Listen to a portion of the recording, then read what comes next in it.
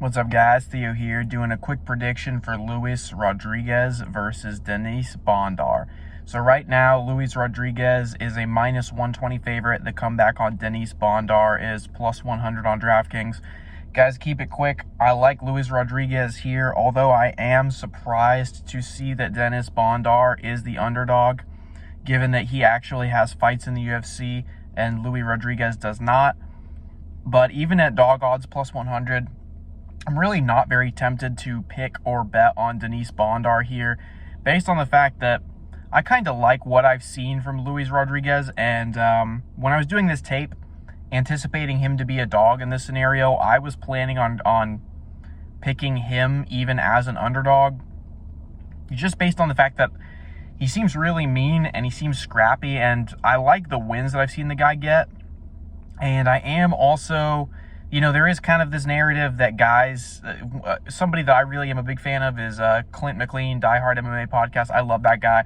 Don't agree with all of his picks or whatever, but I mean, that's not really why I watch any gambling content, is to follow their picks. I mostly want their opinions and their feedback. And he has this whole thing about fading people that come onto Dana White Contender Series twice.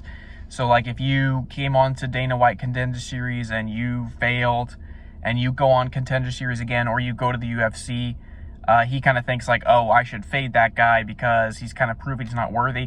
I almost have like an opposite take. I feel like fighters that have experience in the Dana White Contender Series before, I feel like they have a better shot, especially if they're going for a second time a Contender Series. This isn't the case.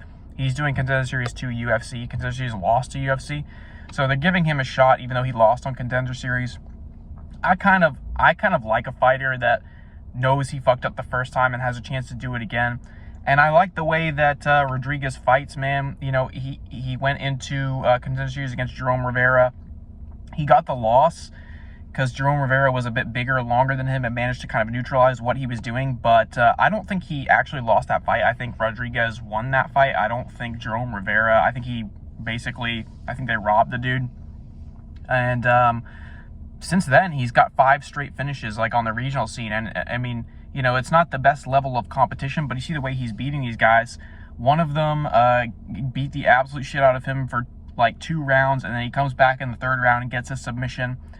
Other guys hold him down and kind of like grind him and whatnot. And I feel like he is a bad stylistic matchup kind of for Denis. I feel like I favor Luis Rodriguez's power and his like crafty meanness over Denis Bondar's output, because that's what Bondar really has. He has very technical, high-level output, but he's not the best about like setting up shots or wrestling or doing all these things. He doesn't really seem to have very good decision making when he's in fights. So I don't love him as a fighter personally. I don't think he's skilled enough to kind of like fight the way that he does. He likes to taunt people a lot, get in people's faces.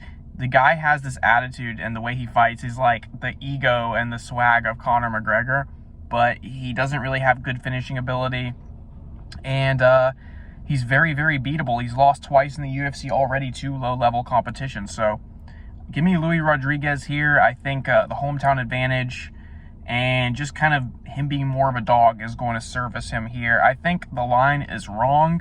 I think Bondar should probably be the favorite here, but I would not, again, pick or bet Denis Bondar. I do think Rodriguez is going to win this one. So Luis Rodriguez is going to be the pick, guys. Keep it locked in. More picks coming later this week.